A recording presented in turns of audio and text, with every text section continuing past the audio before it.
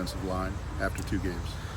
Well, throwing the ball almost 150 times and only giving up 1 sack is pretty impressive in my eyes. 140.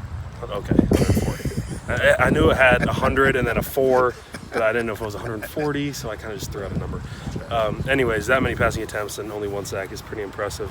But on the flip side of that, not being able to run the ball as well as we'd like to is a struggle, and it hurts a lot. Especially being a Big Ten offensive line. One thing that we should really pride ourselves on is being able to dominate in the run game, not have to give any of the coaches any questions whether they should call run plays consistently because we can or can't run them. But in the passing game, I think we've been strong, especially with how young we are across the board, and just how this group's only really been together for this camp. In these first couple games, I think it's been pretty well overall.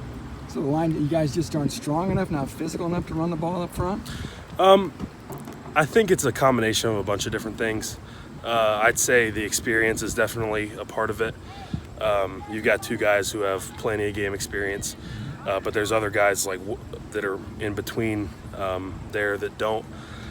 So it's kind of just the run game, especially the way that we do it, is it's tough to just kind of go in there and be able to know what you're doing on paper and see it on film and go out there and do it, because fitting those doubles and reading those linebackers, it takes a lot of repetition and a lot of experience and real game reps, because you can rep it all we want in practice, but the speed of the game in the stadium on Saturday it's a lot different.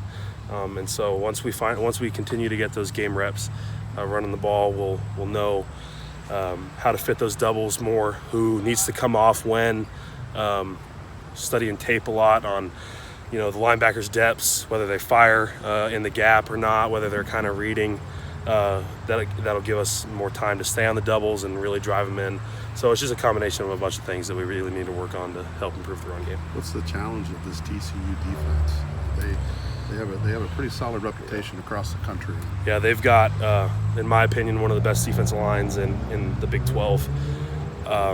They always are doing something different, and that's what makes them so unpredictable with their line slants and their angles. The 2 D tackles are great players. They're strong and they're quick for their position. All across that board is definitely some NFL caliber talent. And they play like it. They play with a strong demeanor, and they take pride in what they do. And on the outside, the defensive ends are very quick and very smart and know what they're doing out there. Tell us what you know about Jack Plummer. He's a gunslinger, man. He's a beast. I have no doubt in my mind that if for some reason Elijah can't go Saturday, that Plummer will be ready to go. I talked to him yesterday, and I said, "Hey, man, if you got to go, better be ready." He's like, "Oh, I'm ready." He's not backing down from it. He's not shying away. He's excited for the opportunity, and he's one of those guys that I can't envision him having any jitters or anything. He's going to get in there, get the play call, and he's ready to rock and roll. Do you feel like he had enough reps in camp with the number 1 group to feel comfortable? With the number 1 offensive line? Yeah, with the number 1 offensive line and number 1 offense in general.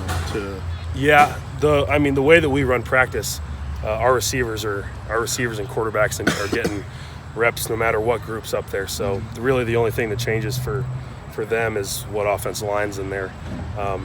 That doesn't really matter for him. He's got to stand in there either way, and we're going to do our best job to protect him if he's the one playing all game we can, like we have been doing for Elijah.